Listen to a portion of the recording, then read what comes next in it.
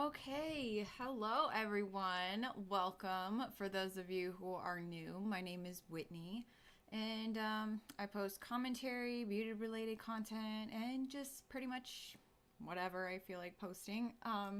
So I've been trying to do this live stream for quite some time now. Um, Sorry, I'm getting distracted. There's some people walking by.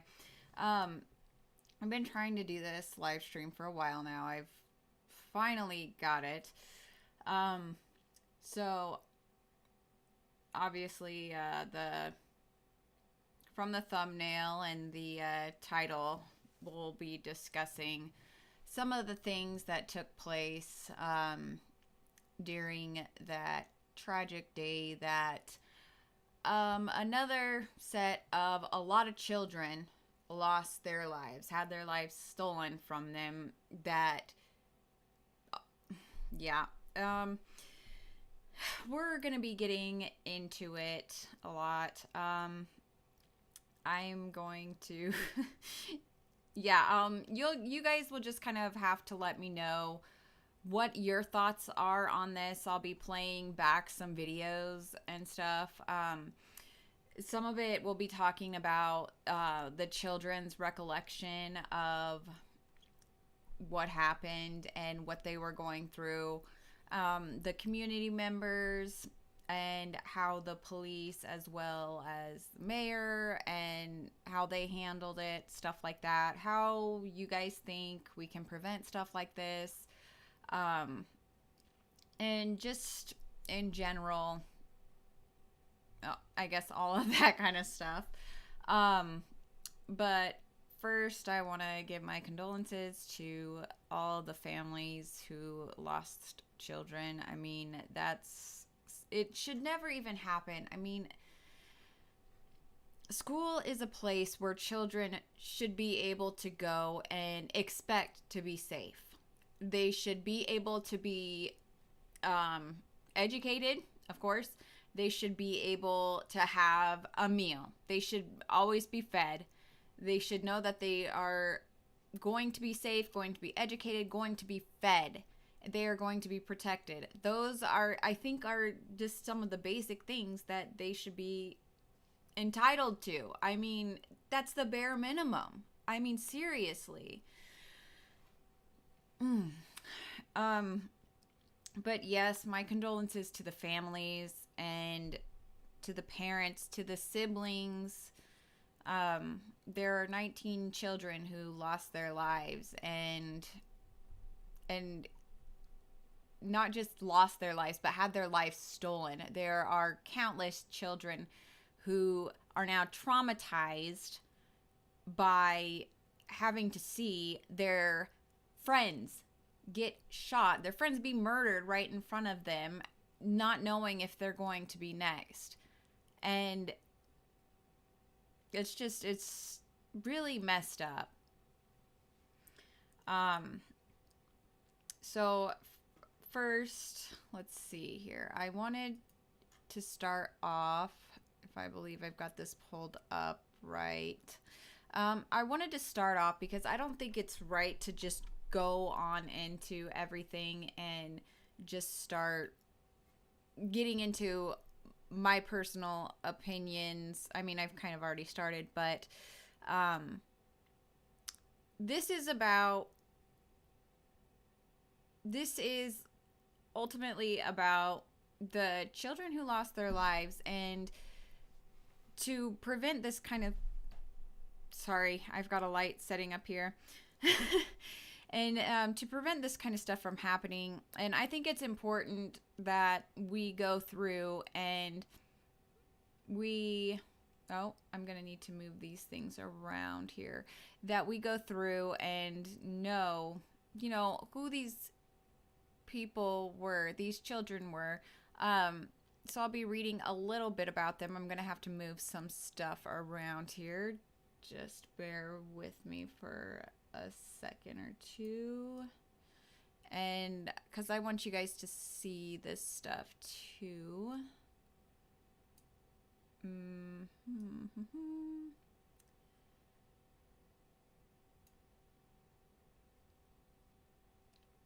So you'll have to forgive me if I mispronounce any names because I probably will. I apologize for that. Now let's see here. I'm gonna go to screen share. And after we're done with everything, I'll go ahead and put the links in the description. So if you guys want to check them out later or whatever, you can definitely do so. Okay. Let's see here. I just need to... Well, how are you guys doing tonight? I know there's a couple of you there. Is everybody having a good Sunday? You guys are awfully quiet in the chat. I mean, that's totally fine. I get it. I am an introvert myself. Trying to display capture. Okay. And we need to change. Aha, there we go. This would be the second screen. Oh my god, that's... Whoa. Okay, hang on just a second. I am so sorry.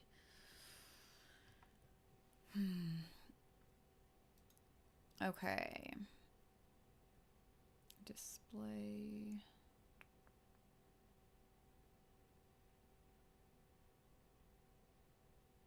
Full screen. Well, we're just gonna leave it like this. Okay. So... You guys can follow along with me. Maybe it'll remind you of being back in school in the day, or maybe you are currently in school. Who knows? I don't.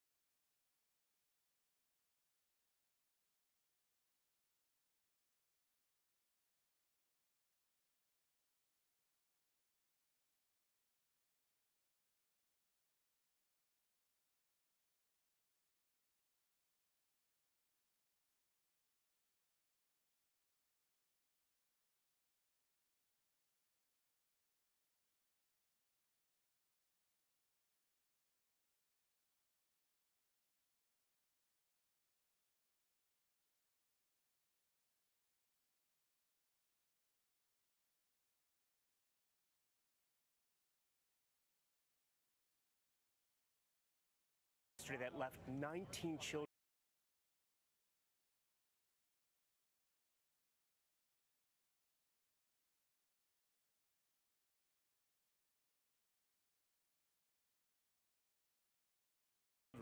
And 2 teachers dead. The 18-year-old gunman was shot and killed by law enforcement at the scene. Governor Greg Abbott is going to give a news conference along with local officials, including Senators Ted Cruz and Senators Cornyn. We understand the governor started. Let's listen in. For someone to gun down little kids, it is intolerable. And it is unacceptable for us to have in the state anybody who would kill little kids in our schools. Children are a blessing. God teaches us that.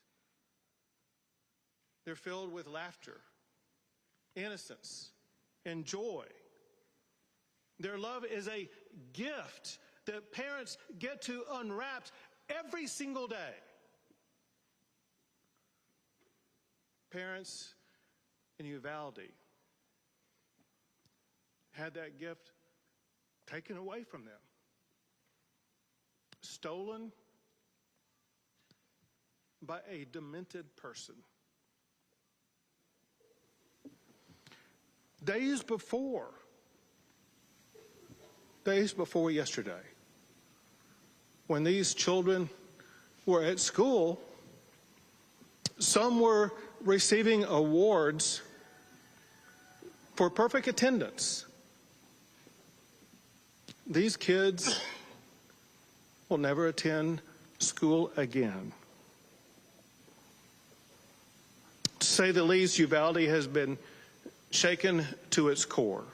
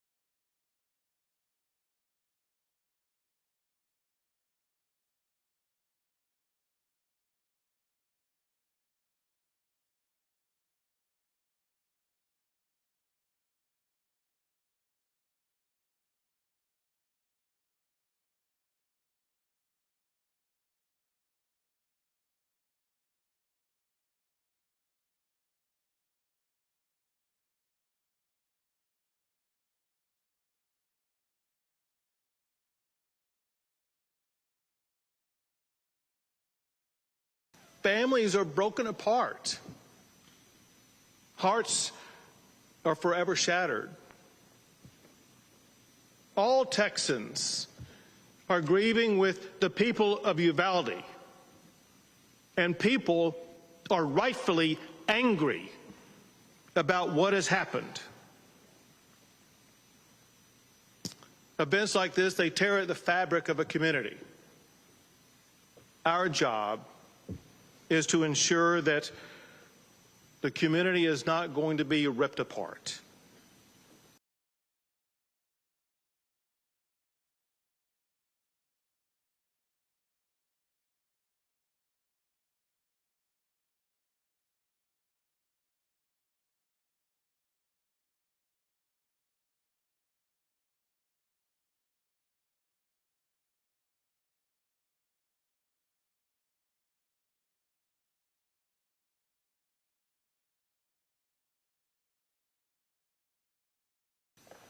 All Texans must come together and support the families who have been affected by this horrific tragedy.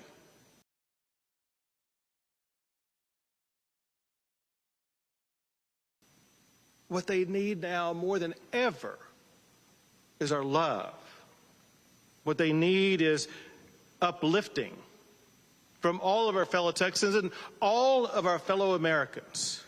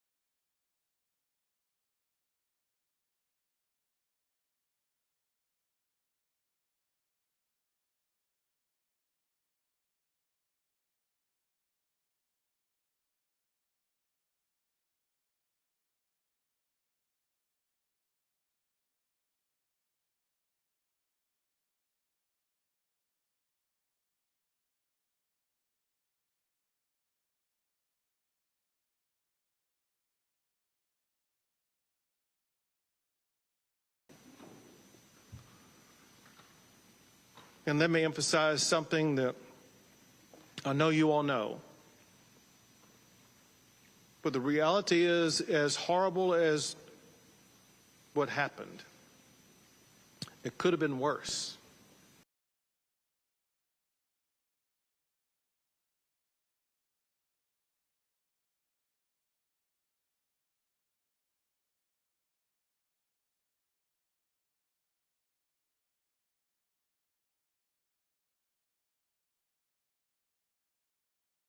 For the singular courage by running is because law enforcement officials is as horrible as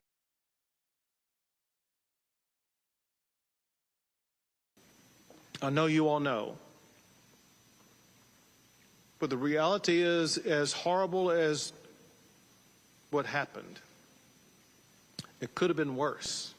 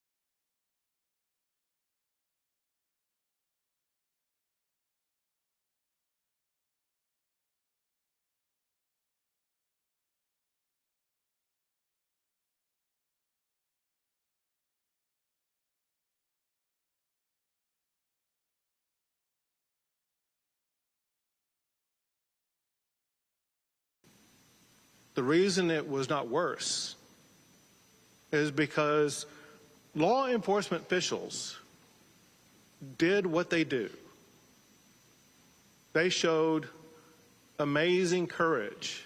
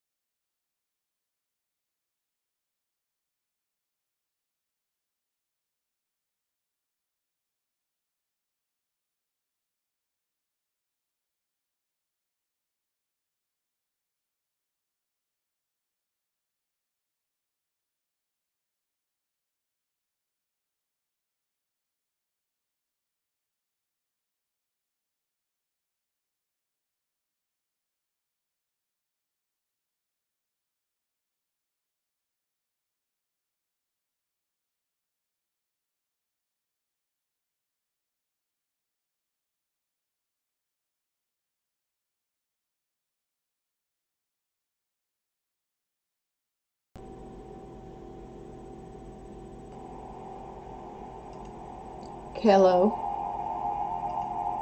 Hello. What the heck? Hello. What the heck? Hello. Oh. What the heck? Okay, guys. Sorry. You can hear me now, right? Hello. Oh my God, that was okay. So did you guys hear anything I said before then?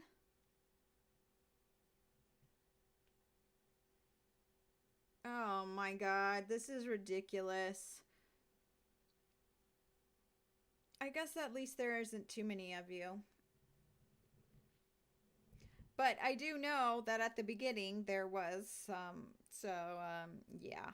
Um, so I'm just here braiding my hair in the corner. So you did hear that, or no, you didn't. If you.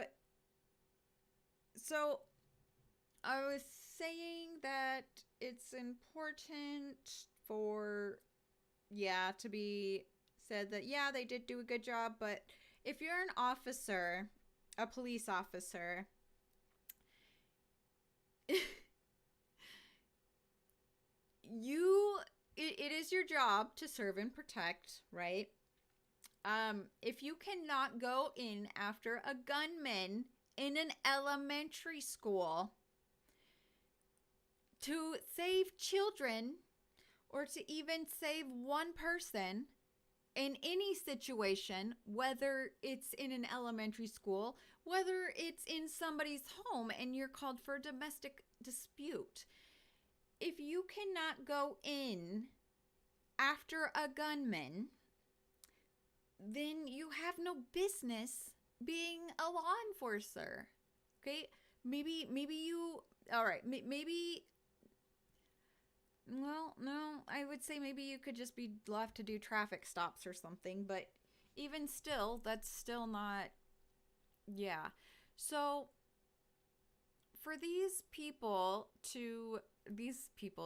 law enforcement officers to not go in, I feel like that's pretty messed up. Like, there were parents saying, come on, we'll go in. Like, let's go in. Let's go get them. The police are just standing here doing nothing. Let's go get this guy. Like, I understand that they need to get their ish together, figured out before they just go in and not have any sort of communication. But you would think that they would have had some sort of training. But I don't know about you guys, but I do listen to a lot of true crime. And I see that a lot of these dispatchers, a lot of officers do not have the proper training. So maybe these guys were just standing around like, I don't know, what are we supposed to do? I don't know. Is this the right school? I don't know. I don't know. I don't know. But like I said, I'm glad they ended up going in there, even though it did take them a long time. Again, like I said, I think it's important to commend that yes, good, you did your job. Thank you. Like, good. I mean, like, man, I wish it would have been a different situation. I wish I could have been like, good job, guys. Good job doing your job. Like, you guys were in and you were on it. You were just like, you weren't holding back. You went for it and you're like, screw it. I'm going in. I am going to take this guy down. I'm going to do whatever I have to. And let's just continue watching this. By running toward gunfire for the singular purpose of trying to save lives. And it is a fact that because of their quick response, getting on the scene, being able to respond to the gunman and eliminate the gun. Okay. So, real quick, guess who else got into the line of fire? The teachers. If you guys remember me reading the about the 2 teachers who were killed, who were shot and killed. Those women were standing in the line of fire to protect their students. They were not cops. They did not have bulletproof vests on. They were civilians. And this wasn't their job. Their job is to teach, yes, to keep kids safe, but not to the extent where they're supposed. This shouldn't even be a thing. Teachers should not need training on this. Kids should not, like, I've heard about foreign exchange students coming from different parts of the world and them being like, when they hear when the schools have lockdowns and stuff, even if it's just a drill, you know, they're like, what's going on? What is this? What's happening? And they're like, oh, it's lockdown. Well, and when you do have drills, you don't know if it's a drill or not. And I remember we used to have them in school. I'm certain they still do, but I remember, you know, the teachers would have these, they would have to cover their windows and stuff and lock the doors. If you were outside going to the library or using the hall pass, going to the bathroom or something, well, sorry, you're out of luck. You're out there and you're on your own. I remember one girl, I remember she went to use the bathroom and she came back and she couldn't get back into the classroom. And she said that afterwards, you know, she was freaking out because you don't know whether it's a drill or not. And she went back in and to hide in the bathroom and stuff. And it's just, these kids from other countries, this is something they're not used to. It's an everyday thing for the children here in the U.S. They started, I remember when my I almost said my children, when my siblings were in Head Start and kindergarten, they start those drills off like as preschool, you know, even before preschool. There's just like, they start those drills because it's a real thing. There are gunmen out on the loose, and it happens so much in the U.S. that you have gun drills, you have the lockdown drills, and you turn off the lights in the classrooms, you get under your desk, and you know, there's so many teachers. Every time this happens, there are teachers like, what do I do if this happens? I can only protect these kids so much, and they're left with feeling guilty if they cannot save these children, if they don't lock the door fast enough, and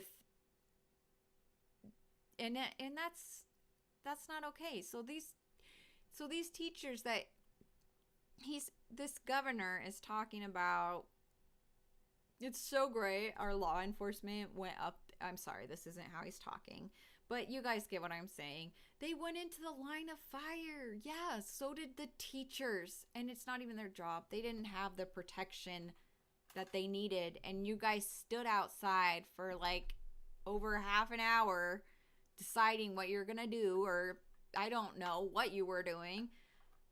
I don't know. But it wasn't going in to save those kids. And like I said, thank God you went in and didn't wait any longer than you did. But let's just continue. They were able to save lives. Unfortunately, not enough. But I want to make sure that everybody knows, all of the law enforcement agencies and groups that are involved. Sorry, guys, I gotta minimize myself. Sorry. You guys don't want to see me. That's not what you came for, right? Okay, I'm having a little issue. There we go. You guys want to see the governor, don't you? You guys are like, yeah! Go away, Whitney! Okay.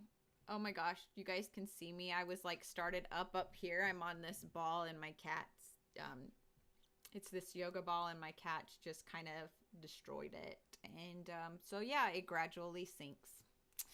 Pretty soon I'll be like down here. Okay. And were involved in this process. The Texas Rangers are leading the investigation, and they are supported by the Texas Department of Public Safety Highway Patrol, the Texas Department of Public Safety Criminal Investigative Division, DPS Aircraft, DPS Intelligence Counter and Terrorism Division, DPS Crime and Victim Support. They're also supported by the Texas Division of Emergency Management, the FBI, as well as multiple federal partners, including the DEA, ATF, HSI, and Border Patrol. And then, of course, the valiant local officials, the Uvalde Sheriff's Department, Uvalde Police Department, Uvalde Independent School District Police, Uvalde County Constables, Uvalde Mayor, the County Judge, Uvalde District Attorney's Office, local public works and surrounding police department, and the San Antonio Police and Fire Department also. Let me walk you through some of the facts of what has happened. There's been a lot of things that have been said. Some are correct, some are incorrect. Let me tell you the best information that we have at this time, understanding, very importantly, that this is an ongoing investigation, and ongoing investigations often reveal new information as those investigations progress. The first thing that happened was that the gunman shot his grandmother in the face. She then contacted police. The gunman fled, and as he was fleeing, he had an accident just outside of the elementary school, and he ran into the school. Officers with the Consolidated Independent School District, they approached the gunman and engaged with the gunman at that time. The gunman then entered a back door and went down 2 short hallways and then into a classroom on the left-hand side. The gun room. Hello? Okay, I want to make sure you guys can hear me. So apparently this gunman, he had just turned 18 and just purchased an assault rifle, if I remember that correctly. So he shoots his grandmother in the head. My God. She is still alive and up and able to call 911. She calls them. 911 comes, I guess. They find him at the school. He's crashed. And we'll probably see pictures or video of that later. Not of him doing it, not, but of him crashing. And then apparently he and law enforcement officials make some sort of connection or something. It's from what this guy is saying. From what the governor is saying, is that it sounds like they made an encounter with him, and that the gunman ran into the school, and then I guess they didn't go in after him. I don't know. We'll continue here.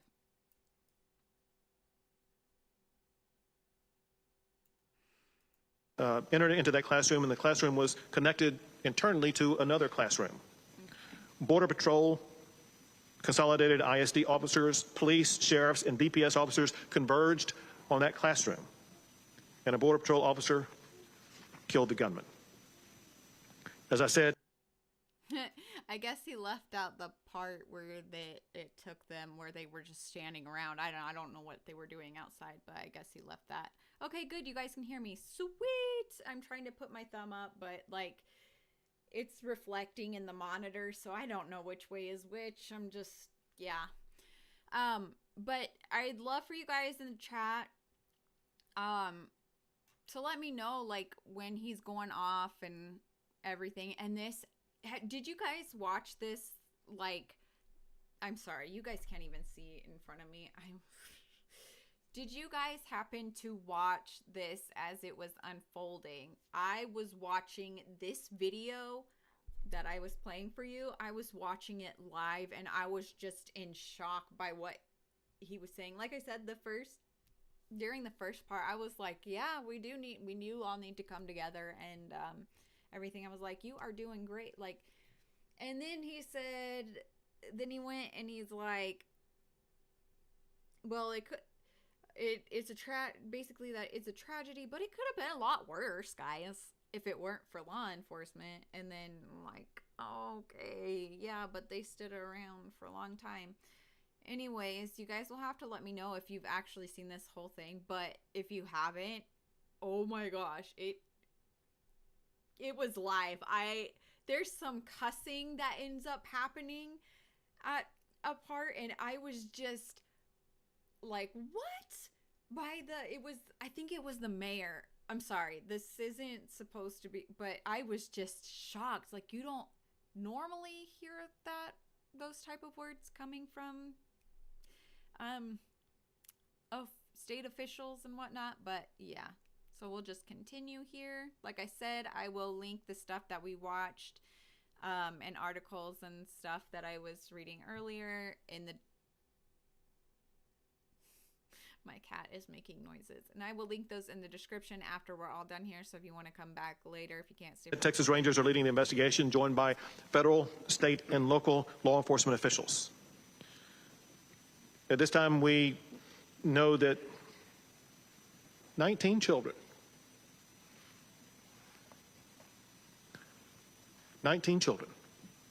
have lost their lives. That's way too many. 2 faculty members lost their lives. In addition to that, there are 17 people who are injured, but their injuries are not life-threatening. All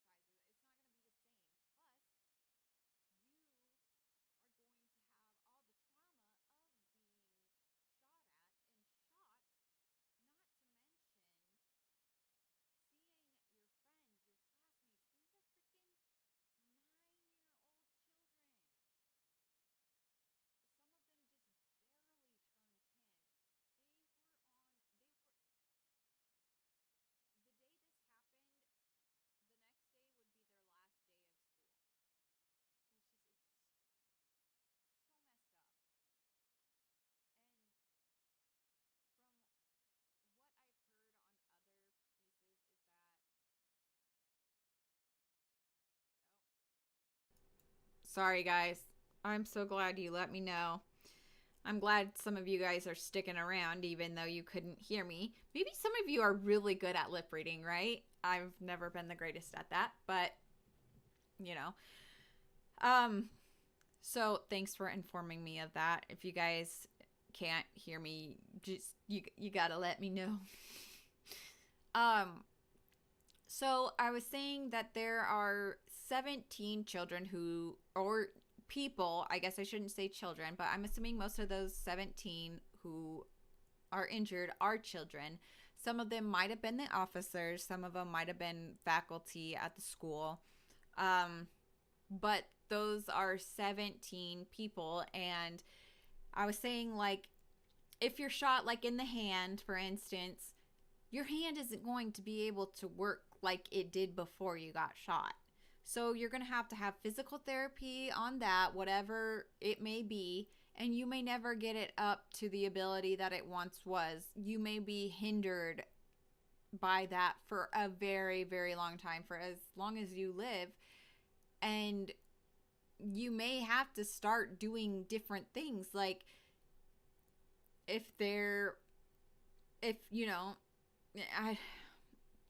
just trying to think, but like if I saw some of these kids like to run, there was one girl who it looked like she played softball or baseball.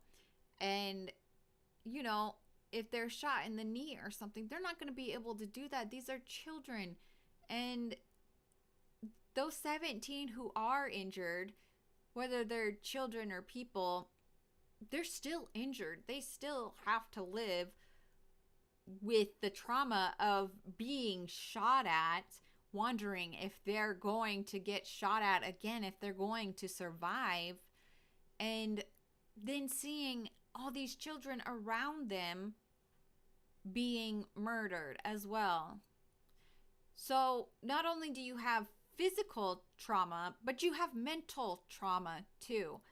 And that's going to be on more than just 17 people. That's a lot.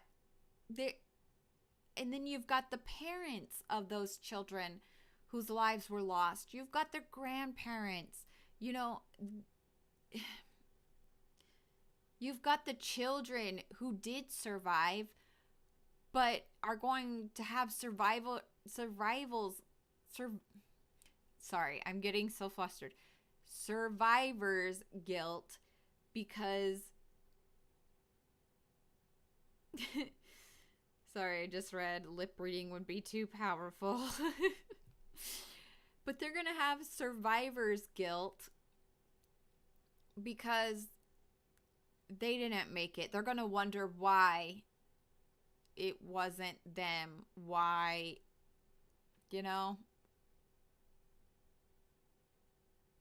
It's so sad. That one little girl, when the gunman came in and said that I'm going to kill you, one little girl reached for her cell phone and began dialing 911, and he shot her. He didn't just like rip her phone away or he just shot her. God, I don't think people realize, maybe you guys do. I know a lot of the people on my channel, I feel like, maybe I'm just biased, but I feel like you guys like to use your brains a lot more and like to think, outside of the box and understand that, I feel like you can put yourself in other people's shoes and understand that outside of physical pain, there is mental pain and emotional pain and stuff like that. And I don't know. I don't think everybody sees that. And trauma, I know because I'm dealing with past trauma of my own. And this is stuff that happened to me when I was a child. It doesn't go away. It's hard. It sticks with you forever until you have the resources available for you to get help.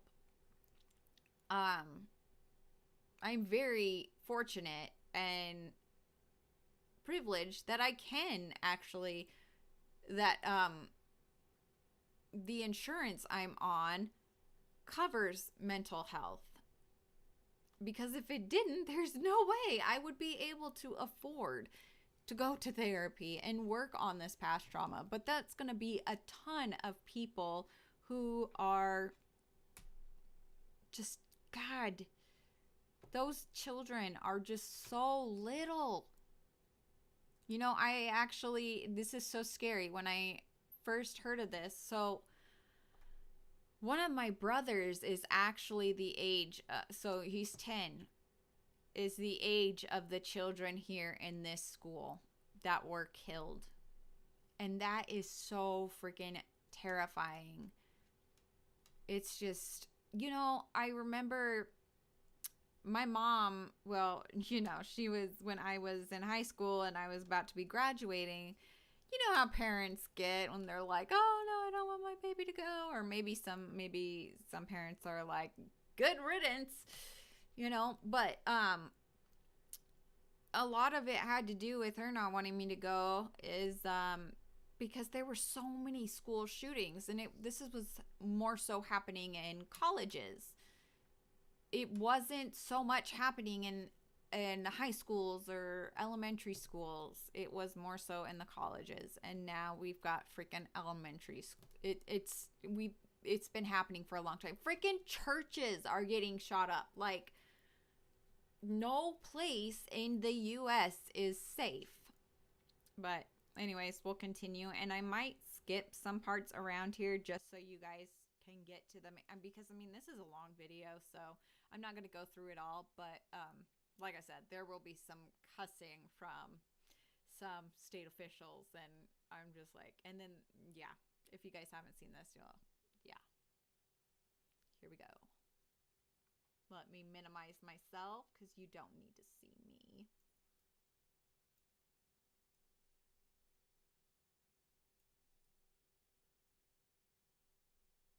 Peekaboo! I'm just kidding.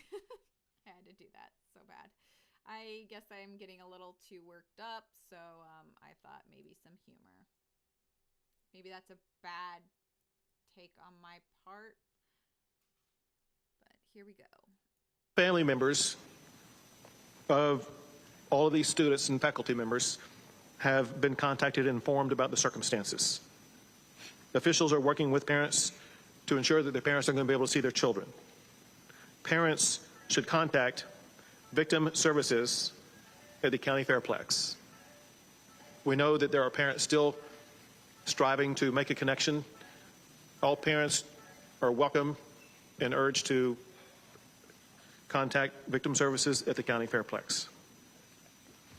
The gunman was 18 years old and reportedly a high school dropout. Reportedly, there has been no criminal history identified yet. He may have had a juvenile record, but that is yet to be determined. There was no known mental health history of the gunman. Okay, guys, keep this part in mind. The governor just says that the gunman has no mental oh my god. He has no mental illness history or whatever. Just bear that in mind, okay? Because it's going to contradict later. He's going to contradict himself. He used one weapon, which was an AR-15. An AR-15, yeah. That's an assault rifle. When I was in, so I did, this was a long time ago, guys.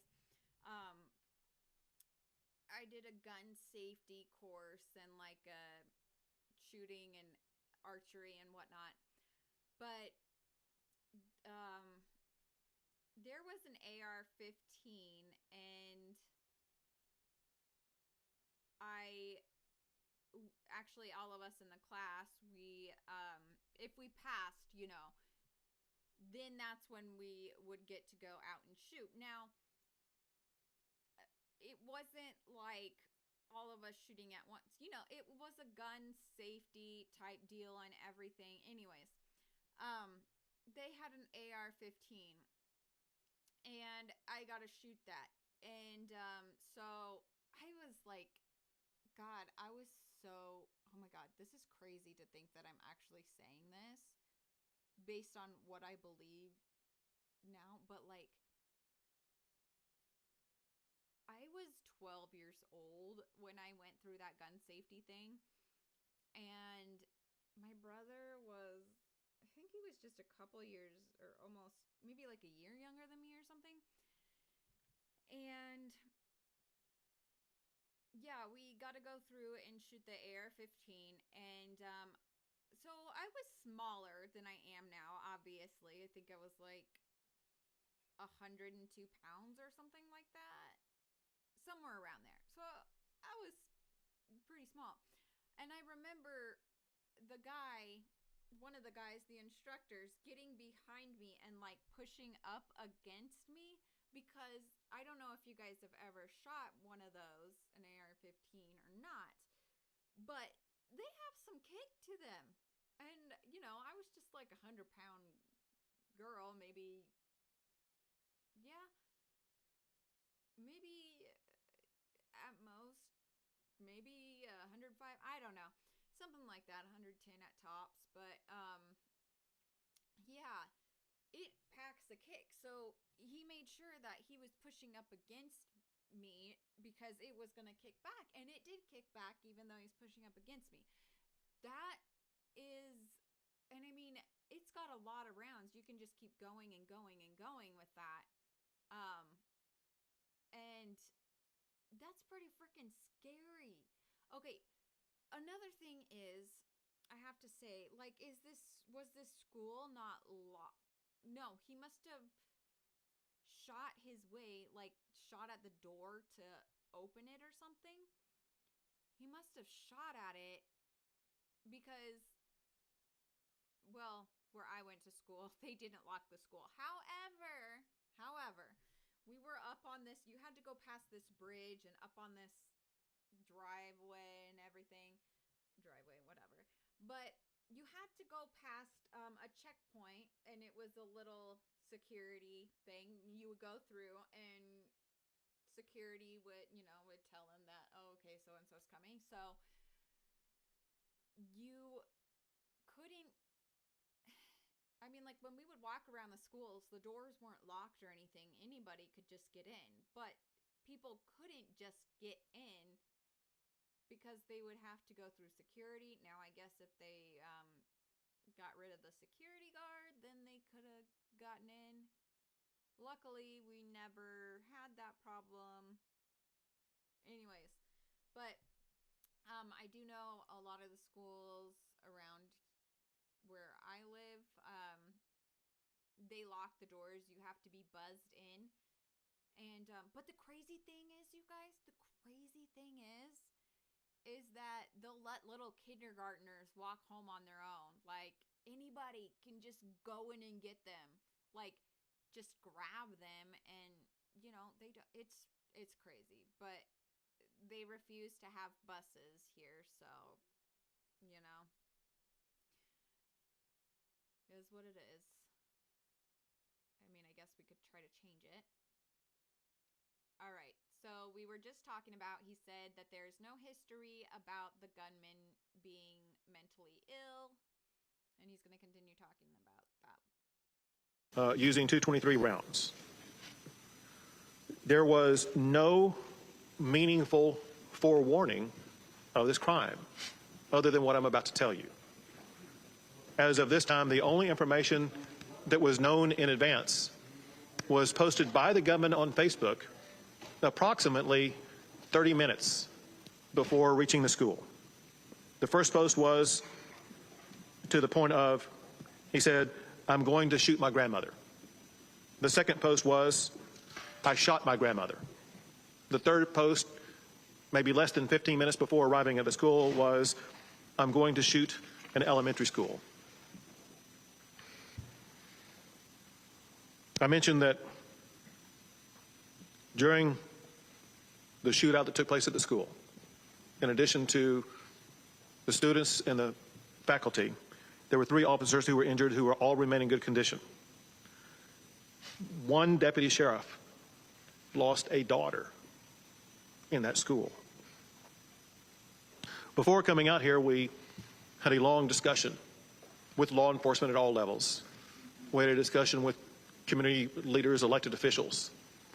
And I asked the sheriff and others an open-ended question, and got the same answer from the sheriff as well as from the mayor of Uvalde.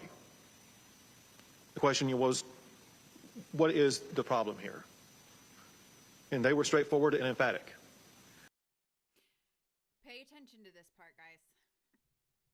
not that you aren't paying attention, but remember what I said earlier, that that the governor said that there was no, that the gunman didn't have any mental or any prior reports of mental illness. He was fine, I guess, mentally. So listen to what he says now. They said, we have a problem with mental health illness. What? Did you guys I'm not sure what minute it is. Like I said, I'll link everything in the description, but he just said that the gunman had no history of mental illness. Now, this is not, he's just contradicting himself. And I will say that I believe that the gunman had something wrong with him, clearly.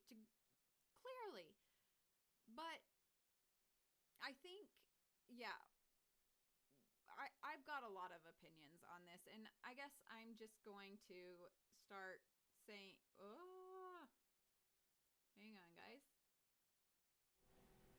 Okay, I'm just going to start saying some of them now, and we will continue some of this, but I'm going to look at the chat here real quick.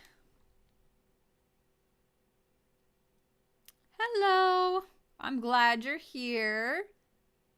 Celine. It is so freaking sad. I went through and I don't know if you were here for it, but at the beginning I went through and I was reading off. There was an article, like I said, I'll link it in the description, but it was telling about each of these children who lost their lives, that had their names, and some of the things that they liked doing and what they were looking forward to, what they wanted to be when they grow up. One girl wanted to be a marine biologist. Another had won 6 running races in the field day. They had just had an honor roll program that morning. And it's so freaking sad. There was one child, I mean, a lot of these kids just turned 10. There's one girl who was looking forward to reading off a scripture in church on the Sunday, and she obviously didn't get to do that. And it's really sad. It is so freaking sad. And I mean, like, we obviously do have a problem here, and I would like to know, like, what you guys think can be done to prevent these kind of things, because we're talking about mental illness here. The governor, I think most of us can probably agree. Maybe I'm wrong, and if you don't agree, I would love for you to just make it known in the chat. You know, guys, try to be nice to each other. I'm trying to be nice here, but I've got a lot of emotions, and like I said, I have a 10-year-old brother, and I cannot imagine.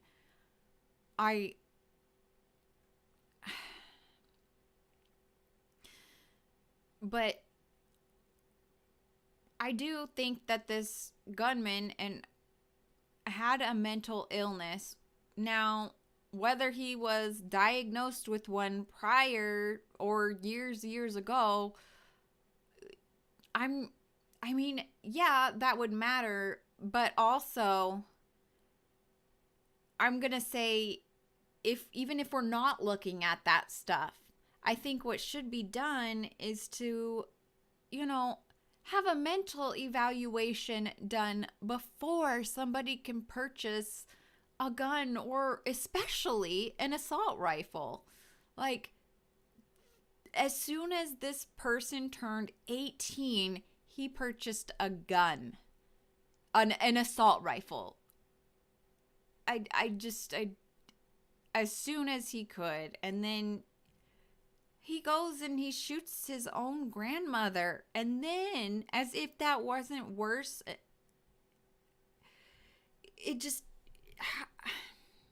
and like the governor said, there was a law enforcement officer, and it doesn't, I'm not sure if he said, forgive me, if this law enforcement officer was a part of the police department who responded to this shooting or not. I feel like if he were, I feel like he would have just went in there right away knowing he had a child in there. But I mean, I could be wrong, but I'm not sure what they were doing out there. But yeah, so I do think that they should have to have like a mental evaluation or something, a psych evaluation, something that goes through, and I don't think that they should be allowed to get it right then and there. I feel like, because hey, guess what? When we go to get our driver's license, they'll give you a little card, a little pretend card, but then they send your real one in the mail. You can't even freaking get, and I mean, like, I don't know, a deadly, I don't know. I don't know. I guess obviously there's a lot of pushback. Like, I mean, I'm not saying ban weapons. I'm saying, like, let's be careful who we give them to. Like, let's not just say, let's not give them out like candy. You know what I mean? So, let's go back here. I'm going to continue. In this community. And then they elaborated on the magnitude of the mental health challenges that they are facing in the community and the need for more mental health support in this region. I want to make sure everybody understands the mental health services that are available at this time, with me making one clarifying point in advance that I'm going to redouble down in the aftermath. Whenever anything as shocking and extraordinary and disturbing as this event occurs, there is an urgent need for everybody affected to access mental health. Yes. I cannot be more emphatic than saying with great urgency, everybody in this community, I mean everybody. The thing of it is not everybody has access to mental health. It's hard. Having health care for your mental health is a privilege, and it shouldn't be. The victims, the families, family members, friends, the law enforcement involved, but the entire community is in utter shock about this. Some physical wounds that were sustained by the officers, they're going to heal in the coming days. The mental and emotional wounds are far harder to see and last far longer. Absolutely. I agree with him 100% there. I can say I definitely agree with him there. When we talk about domestic violence, and we're not talking about the physical form. I mean, people can see physical bruises. People can see stuff like that. It's harder for people to see the mental and emotional abuse. And, yeah, so I do applaud him there. The state of Texas, working with federal and local officials and agencies, we're going to be here for a long, long time. And one key point that we will focus on is making sure that everybody in this community has the access they need for as long as they need it to address with the mental and emotional health care needs that they have. I commend him there. I really do. I think that is awesome. I will be interested to know, however, if they do hold true to those words, if they will provide these people with free, good mental health care, or if this is, just for show, you know what I mean? So I guess we'll see. We'll enlist various agencies and make sure these are made available to the public. The mental health services currently available are from victim services from across the area, from federal, state, and local levels, including the Family Resource Center at the Uvalde County Fairplex. Schools have crisis teams at the Uvalde Civic Center. They provide wraparound services for families who are affected. The Texas Child Mental Health Consortium, created by the state legislature in 2019, is available to assist. The Bluebonnet Children's Advocacy Center available. It cannot be overemphasized the importance. I'm just skipping over some of this because he's just listing out the mental health. Of law enforcement officers, all of them, seeking out and obtaining this mental health counseling. The District Attorney's Office for Victim Services has a phone number available for No, please. 16. And at this time, I will pass the mic to Lieutenant Governor Dan Patrick. Okay, I think we're getting closer to it, you guys. Hang on, I'm in the dark here. I'm gonna turn on the light.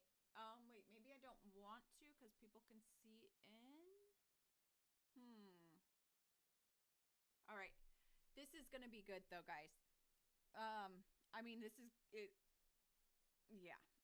So I'm just going to, maybe I'll just turn on the light here and, yeah, but here we go.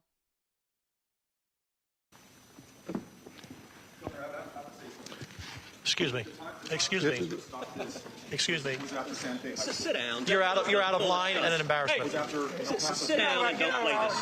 The next shooting is right now, and you are doing nothing. No, he needs to get his ass out of here. This isn't the place to talk this over. This is totally predictable. When you Sir, you're out of line. Sir, you are out of line. Sir, you are out of line. Please leave this auditorium. I can't believe you're a sick son of a bitch that would come to a deal like this to make a political issue. Yeah, you want me to come in?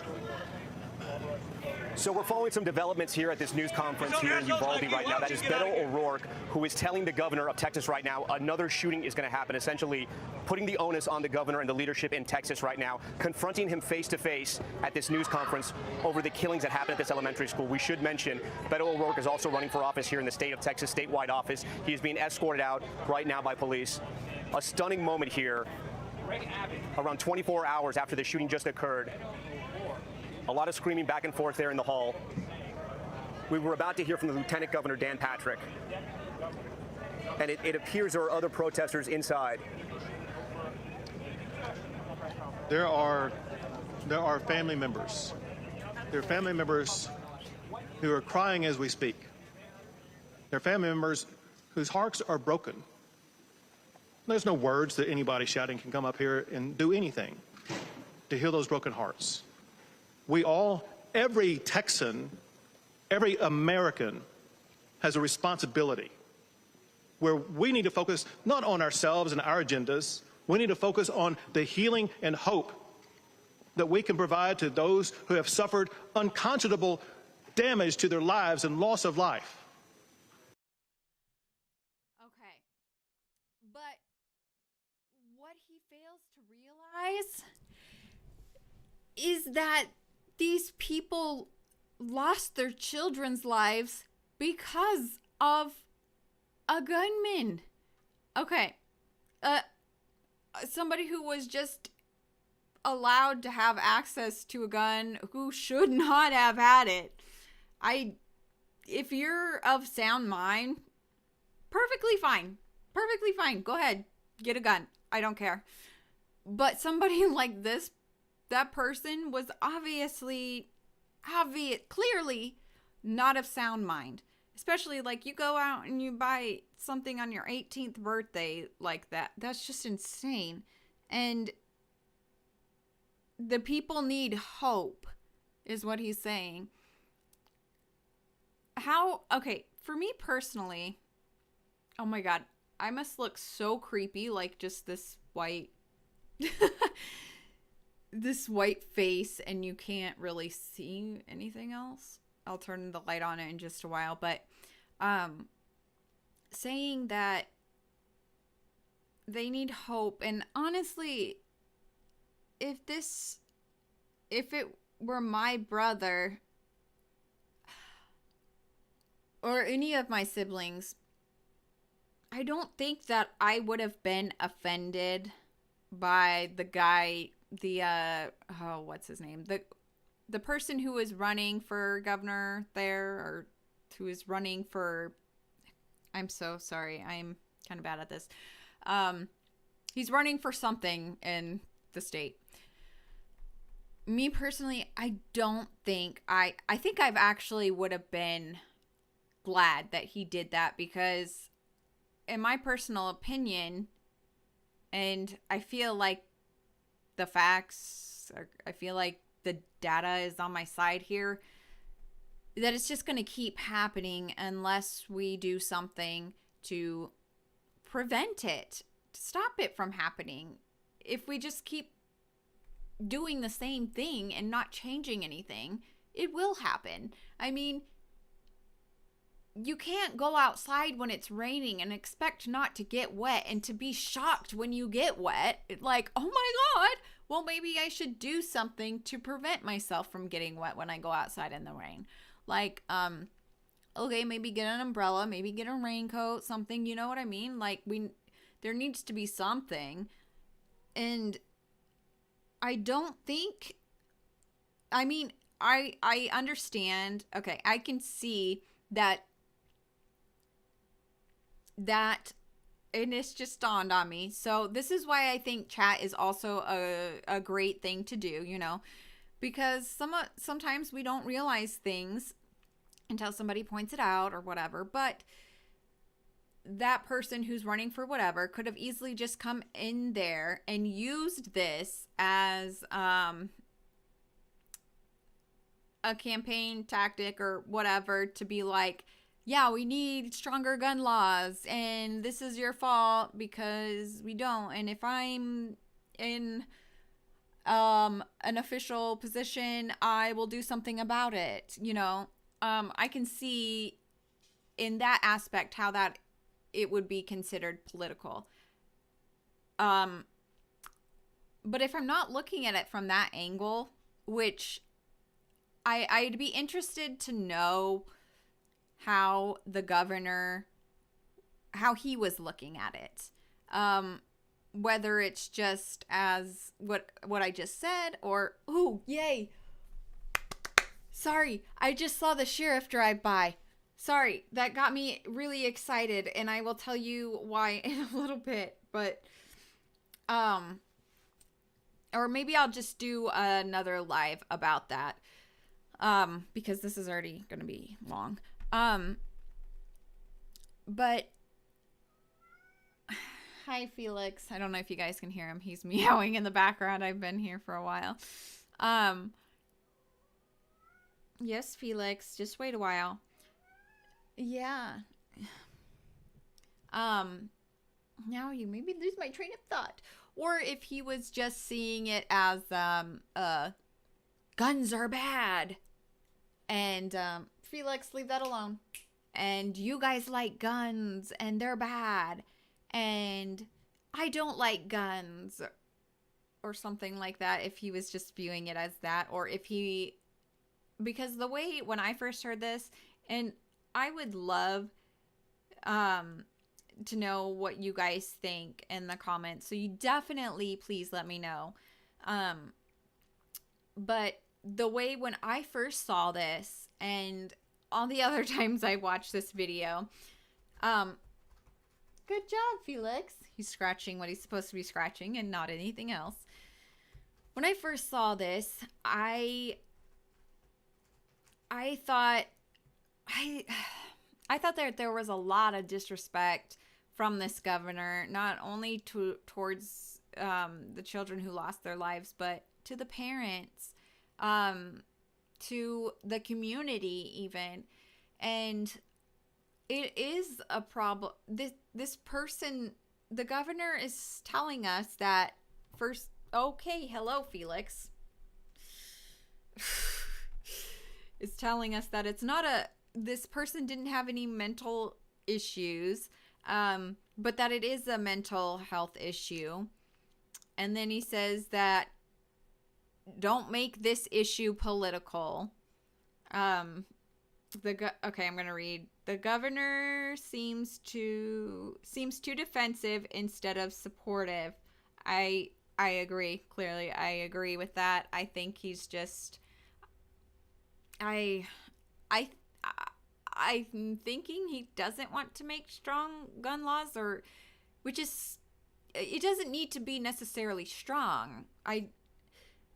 All I'm asking, and all I think a lot of people are asking, is just don't give guns to just anybody, because I agree with the governor when he says this is a mental health issue, because there are people who do have mental health problems and who are not of sound mind, or people who are violent, people who have, you know, had run-ins with the law, like who have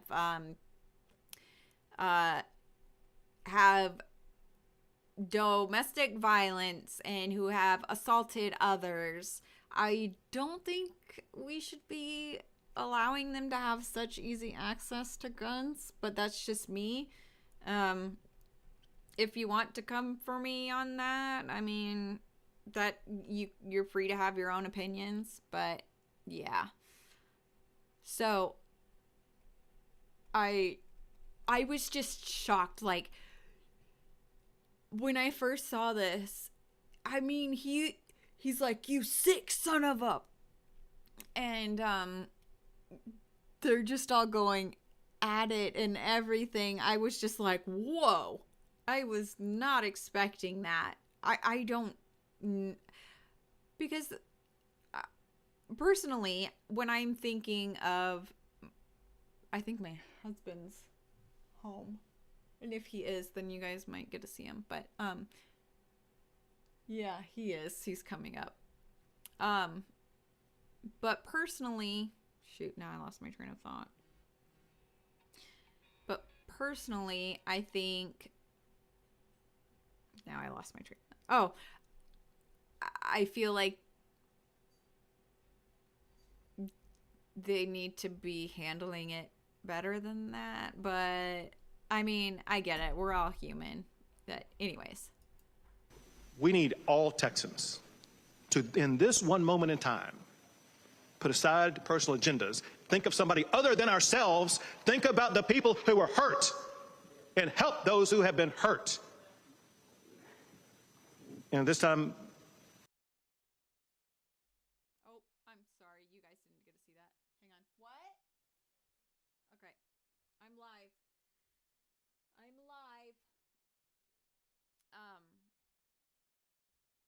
So this is crazy when he's like, think of somebody other than ourselves. And in my opinion, I'm like, but how is that not thinking of others? Like, in saying, like, you need to do something about this. This keeps happening, and it will continue to happen unless you do something about it. I don't know. Lieutenant Governor will speak. I was just about to say that there will be plenty of time to discuss and analyze what happened yesterday and do everything that we can within our power to hopefully prevent it from happening again. But now is a time, people watching around the world, in this country, in this state, to focus on these families, as the governor just said. Right now, we need to put our arms around the families of these victims, the students and the teachers. This is not a partisan issue. This is not a political issue. This is an unimaginable moment that will impact the lives of those who lost their children and those who survived, the adults and the teachers, the men and women of law enforcement who were there. We are better than this as a country. We are better than this. These types of crimes, when you see children killed, go to the very core of all of us who have children or grandchildren. We can't imagine the pain that these families are going through. We saw it 4 years ago in Santa Fe. So can we not be a nation that can stand together for at least a day or a week or a month? My gosh. To put these families first and everything else second? My gosh. You know, we live in a time, I said this yesterday, when people are at each other's throats everywhere we turn. Whether it's on the internet or an Oscar stage or two coaches arguing or in the political world or the media world. Who are we? As an American people, who are we?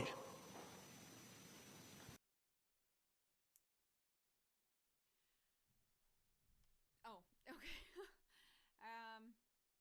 Just making sure that you guys could see me.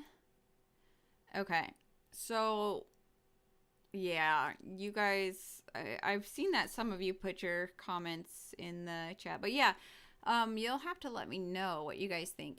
Also, so there are some other videos. I'm not going to go through that whole one, but those were just some snippets that I wanted you guys to see, especially that I just saw like the, oh, sorry. I'm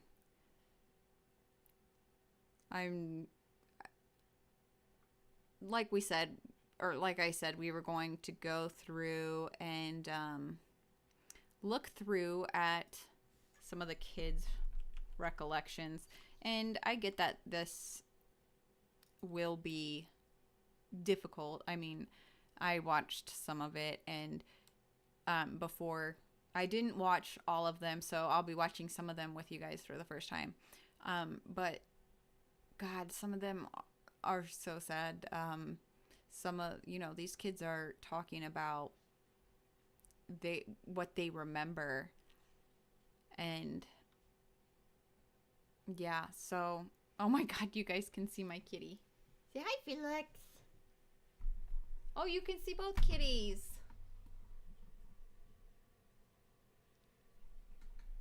Well, I guess they're gonna lick themselves, so. Yes, I'm going to transition this and we can watch these together.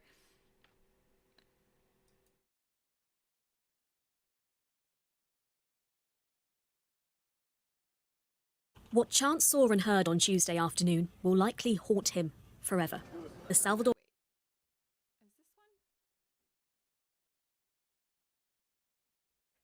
Okay. Ramos stormed into Robb Elementary School.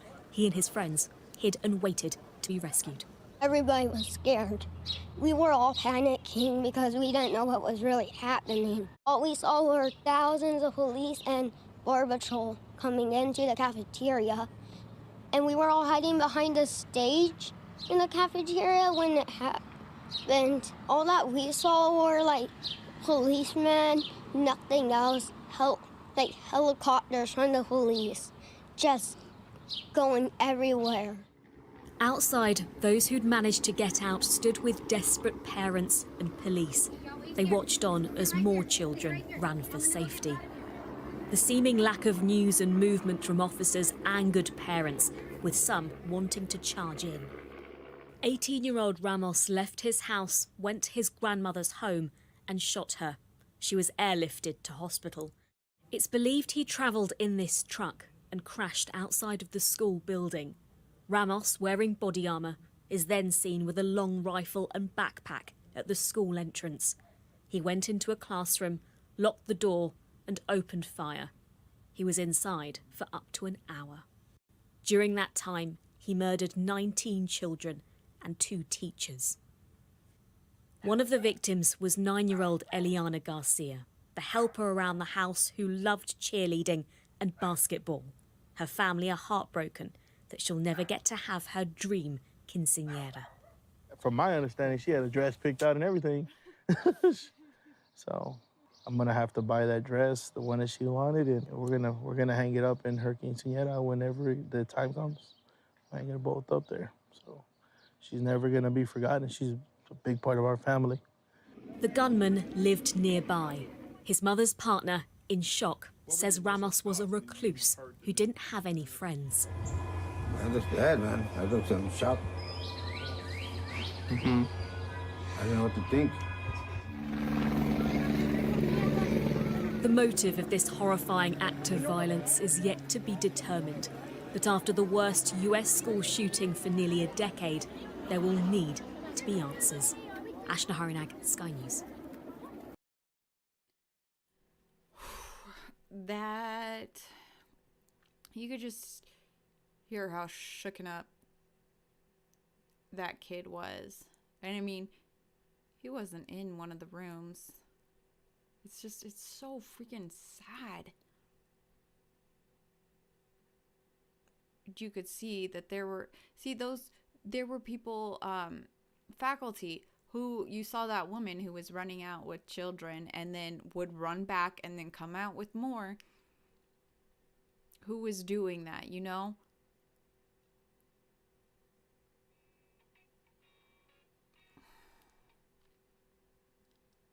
Here's another. 1 week has passed since Uvalde changed forever. 21 innocent lives stolen in a mass school shooting. Uvalde holding the first funerals today, saying a final goodbye to two little girls, Maite Rodriguez and A. Jo Garza. Maite, described as smart, charismatic, and kind. She dreamed of attending Texas A&M Corpus Christi and becoming a marine biologist. And A. Jo Garza, remembered as a hero, using her phone to call police for help. The Girl Scouts honoring her with the Bronze Cross for her bravery. Tonight, live team coverage. Alicia Nieves with how the community is processing its grief 1 week later, and Matt Houston with another change in the story police are giving about what really happened at Robb Elementary. But we begin with Henry Ramos and the story of a survivor. Henry, this little girl is mourning the loss of her classmates and best friend, A. Jo, who was laid to rest today. Yes, Sharon. I mean, I got to be honest. These stories, they're not getting easier. Chloe Torres, she's sad. As you mentioned, she lost her classmates, her teachers, and her best friend. And she is courageous, though, because she is taking us inside room 112, where she witnessed the unimaginable. But she is alive to tell her story. A brave 10-year-old. She was really the only big friend I had. Remembering the last moments with her best friend in class. We were told that we were going to go into lockdown. The terror was about to begin inside room 112. My friend was saying that it was really normal and don't be scared because nothing's going to happen. Chloe Torres is new to Robb Elementary. Her best friend, A. Jo Garza. I didn't feel safe without her. The gunshot started. Chloe and all the students hid to try to survive. I was kind of looking at the ground because I was scared. The fourth grader says the gunmen entered their classrooms of Miss Irma Garcia and Miss Eva Mireles. The 10-year-old recounting what her teachers did. She ran over to us, sat down, and started covering my friend. She started saying no because he said, "You'll die," and she shot my friend with the phones. And he shot my teacher, Miss Garcia, and Miss Mireles. At one point, the brave little girl turned her friend's phone off. I didn't want anybody else to get hurt. Chloe walked out of that class without her BFF. Amory, considered a hero, was one of the students who called 911. She is also one of the 19 students killed. A week since the shooting, Chloe went back to Robb, a place where she met her best friend, the place where she lost her. I would tell them I love them and I'm going to miss them. You know, we also asked Chloe what she would tell Miss Garcia, Miss Mireles, and she says that she would tell them that she loves them also and that they were great teachers. Chloe was carried out of Robb Elementary. She was covered in blood. She believes that she was hit by shrapnel in her forehead. And one last note about her best friend. You may have noticed Chloe in the interview. She dyed her hair purple.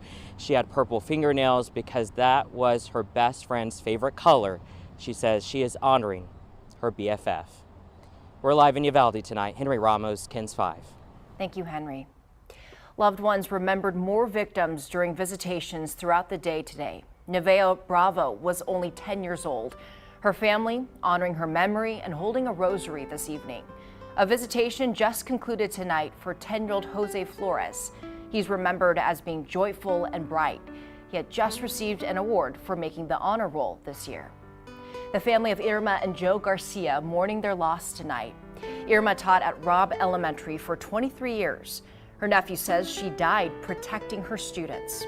Her husband, Joe, passed away 2 days later. The couple were high school sweethearts and married for more than 20 years. They leave behind 4 kids. Their funeral is tomorrow. 10-year-old Ileana Torres will be remembered at a visitation tomorrow. According to her obituary, she loved making people laugh, being silly, and playing softball. She was compassionate and made a huge impact in her short time on Earth. Jayla Seguero was also 10 years old. Her loved ones will mourn her at a visitation tomorrow. And JC Carmela Luvanos will also be remembered during a visitation tomorrow. Family members and friends paying tribute to his memory. We are remembering each victim of this senseless shooting. If you want to pay respects, we have the funeral arrangements on KENS5.com.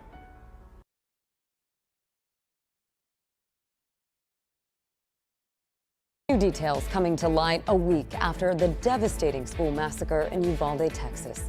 Thank you for joining us tonight. I'm Lindsay Pena in for Kimberly Hunt.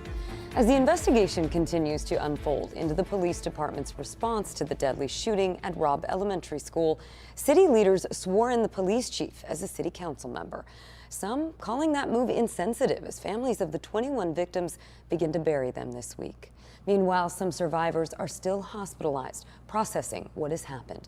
ABC 10 News reporter Laura Acevedo joins us in studio after speaking with the family of one survivor that has a message. Laura.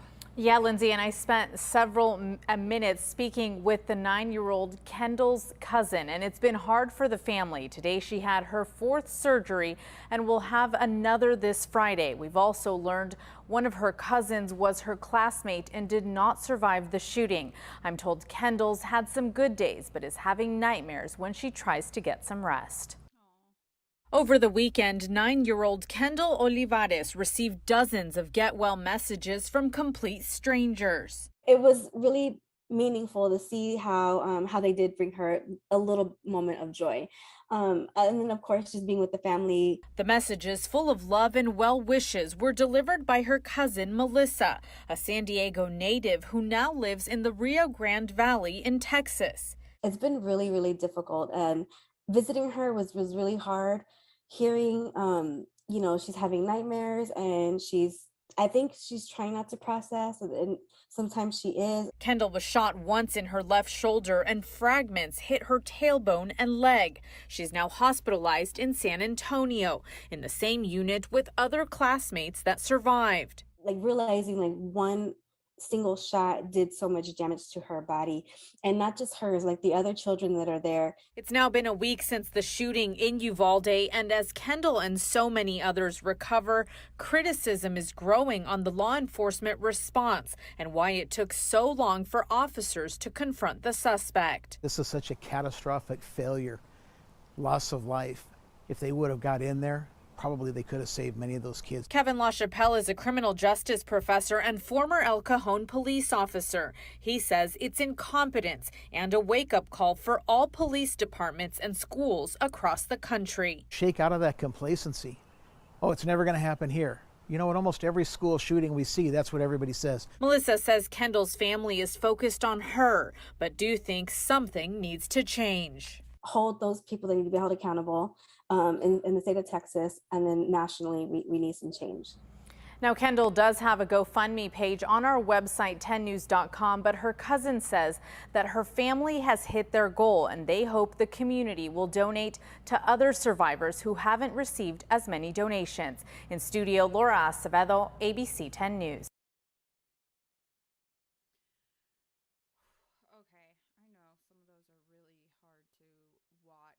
A father's grief, a mother's silent anguish, a young, boisterous family with 5 little girls, now shattered. I won't see my daughter again. Can you tell me about how you got this news? I was at work. She called me to get to the school. Went to the school and tried to get in the building. The police barricade pushed me back out. So I just stood on the sidelines and watched this whole thing play out. I can't imagine what it would be like to be standing outside those doors, wondering. As long as they ever.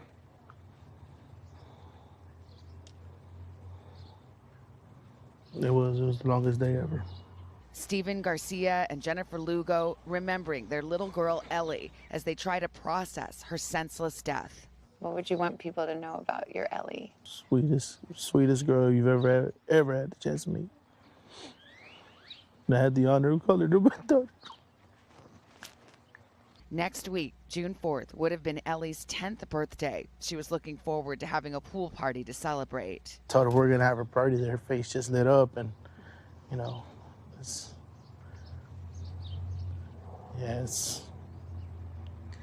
was the last time I saw her.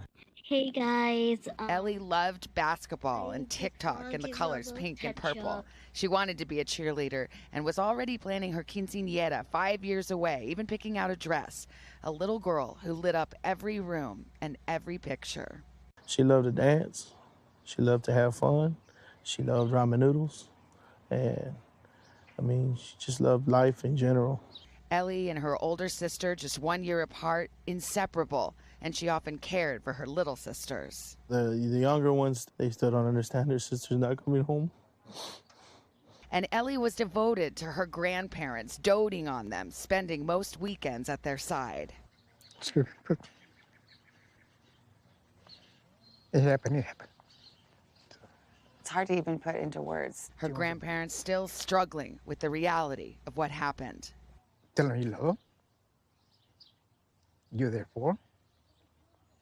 But, she wanted to come home. But my daughter said, no, you need to stay in school. Try not to miss so much and, get smart. So she stayed. And this is the result that we got. School's supposed to be safe. Yeah. For every child lost, 19 of them, there are stories like this and parents who will never be the same. 10-year-old Amory Jo Garza was another fourth grader at Robb Elementary. She was a real good student. She was a very good daughter, friend, very playful, very silly. Amory loved to draw, do science experiments, and make people laugh. She wanted to be a YouTube star one day. She was the perfect daughter, yeah. She was a perfect daughter. When he heard about the shooting, Alfred Garza III raced to the school. While waiting for news about his own daughter, Garza says he tried to comfort the children who did manage to get out. They were just overwhelmed and just crying. And so as many as I could, hey, do you know your mom, dad's phone number? Let's call them. Let's let them know you're okay. That's what I tried to do to bring some comfort to the kids, let them know that, hey, mommy and daddy know you're okay. You're safe. You're here. You're not in any harm. And just tried to calm them down as best I could. And obviously, I was getting a little overwhelmed myself, but I was trying to keep my cool for the kids. I was trying not to think about it. I was just expecting for her to walk through that door at any moment, You were helping those kids, yes, having no idea how your little girl was. Yeah. I was waiting for her. He waited 6 hours with the rest of her family, praying for a miracle that never came. It must have been. It was a nightmare. Such a painful scene.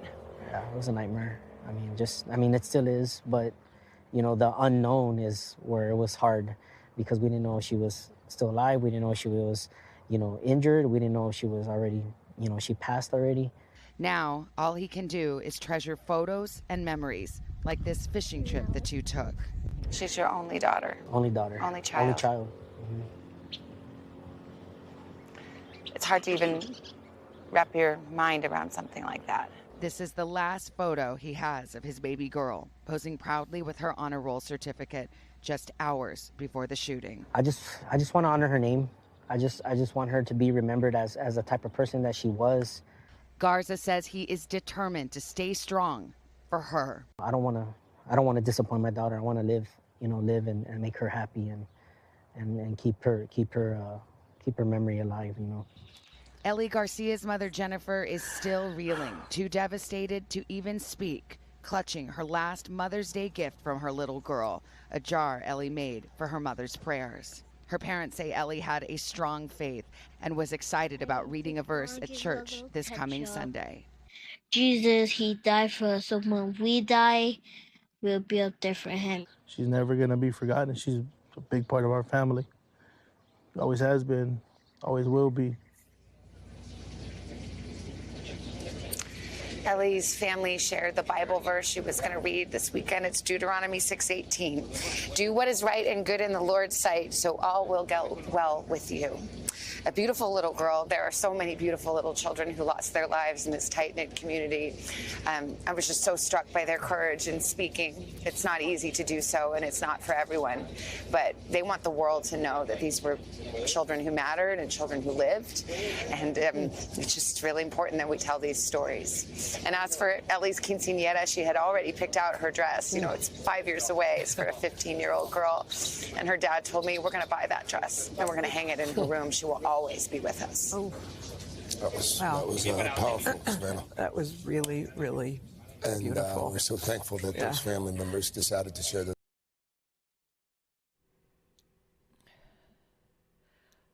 Okay. So I know a lot of that was probably difficult to listen to or to watch, but and I know we didn't go through everything, but I think it's important for us and for other people just to see, you know, that these aren't just numbers. These aren't just 19 kids. They were each individuals. They each had their own dreams. They each, it's so messed up. Boys, stop. You can see them fighting there. God. But boys, stop it. But I think, yeah, it is important that we do, stop it, boys, that we do know that they weren't just a number. They were just young children, and this will continue to happen. There will be more children. And you saw that one girl talking about how she was scared because she didn't know.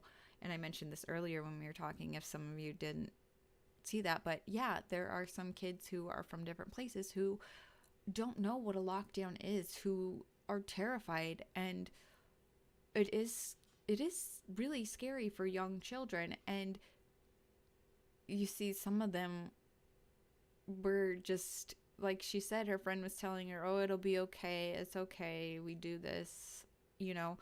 And it's something that we do here in the US because this is part of our lives. This is something that happens far too often, and we have these drills because we know it will happen. We don't know if it will be at our school, at the school our children go to, but we know it will happen. And that's why we have those drills, and it's sad. It shouldn't be something that we have to do. There should be, I personally believe that it should be harder for just anybody to gain access to an assault rifle. Like I said, I think that there needs to be a mental evaluation before you can be allowed to have one of those. I think if you've, been violent, have assaulted people in the past,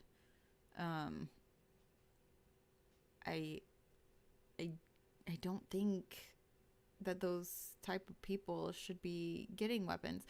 That I don't think we should be giving them out so easily. And to me, a lot of people say that, oh, well, it's our Second Amendment right. Like, everybody deserves to bear arms. What I think is that every child deserves to go to school and know that they will be safe. I think that school should at least, you don't know if children are going to be fed when they're at home. You don't know if they're going to be safe when they're at home. School should be a safe place for them. They should always be fed there. They should be safe at school. They should not have to worry there. It should be a place where they shouldn't be afraid to go. They should want to go to school. But I don't know. I guess some people, and you guys, like, you'll have to let me know, because I guess the way I think of it is some people think that it's more important that everybody have the right to bear an arm than it is that every child have the right to be safe at school. I don't know. Maybe, no, I'm not crazy. Maybe I am crazy, but I don't think that's a crazy thought. I think I feel like if you haven't assaulted people or aren't beating people up or aren't threatening people or whatever and are mentally sound, then you should have no problem getting a gun. Then what are you getting mad about? This will help prevent your child from being, and you'll still be able to have your weapons. As long as you're of sound mind and stuff.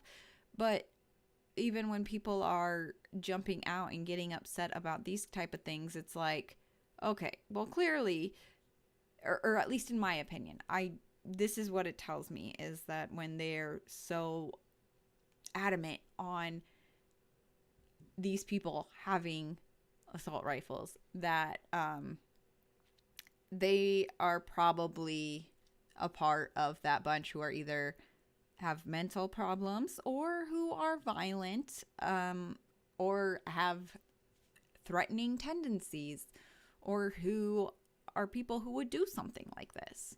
And it's not, there's, and I'm not going to go into too much information, but I think it was a couple months ago or a few months ago, there's somebody at their job who was let go, who ended up coming back and ended up killing some people. Somebody ended up having their shotgun or their rifle in their vehicle, which, technically they're not supposed to have, but they had that there, and they were able to stop this person. But then that raises the question, okay, so do we need to arm teachers? There's a lot of teachers who I've been hearing who don't want guns in their classrooms, who are like, that just makes it easier for somebody in the school to get access to a gun. Some child who is like, okay, you know what? You gonna give me homework? I don't think so. Like, that's kind of, but who knows? So it's just a lot of these, from what I've been seeing and hearing, a lot of teachers don't want guns in their classrooms.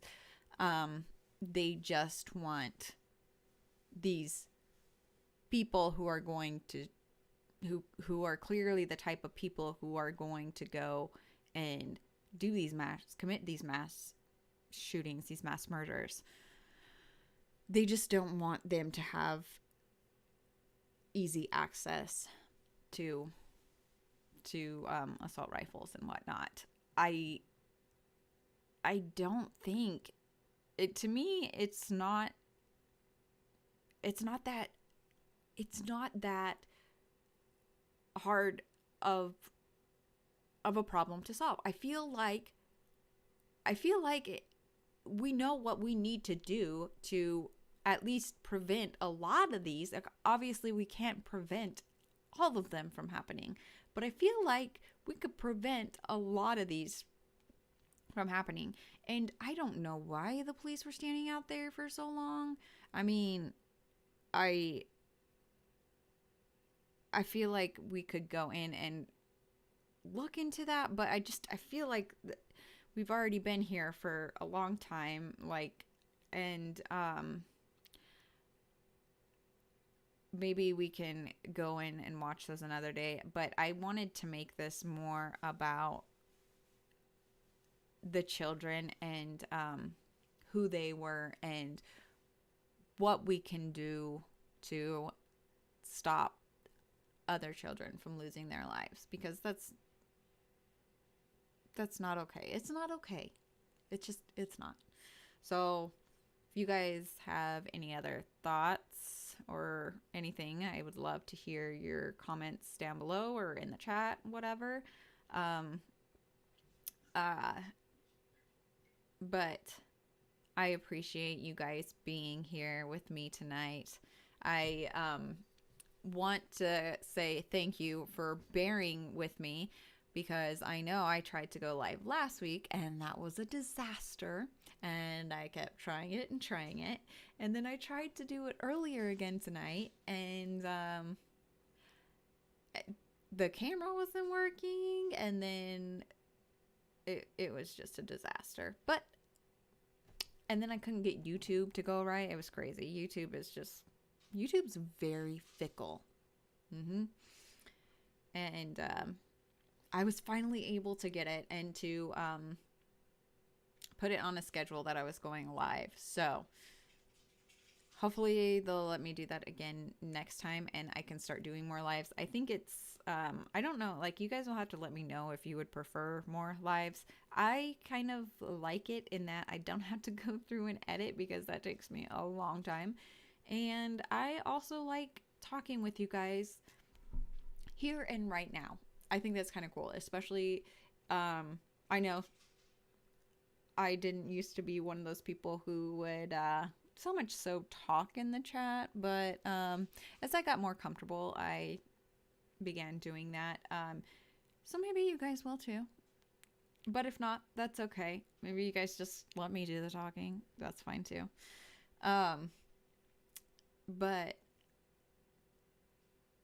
I am always, I'm always eager to hear what you guys think. And, you know,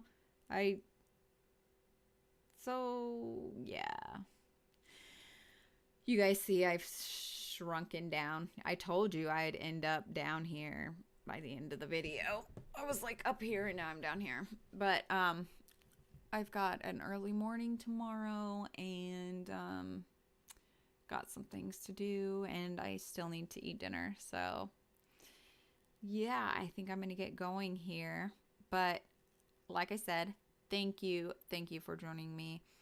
And my heart and prayers and thoughts go out to all those who are affected, all those parents, all those children who lost their best friends, who saw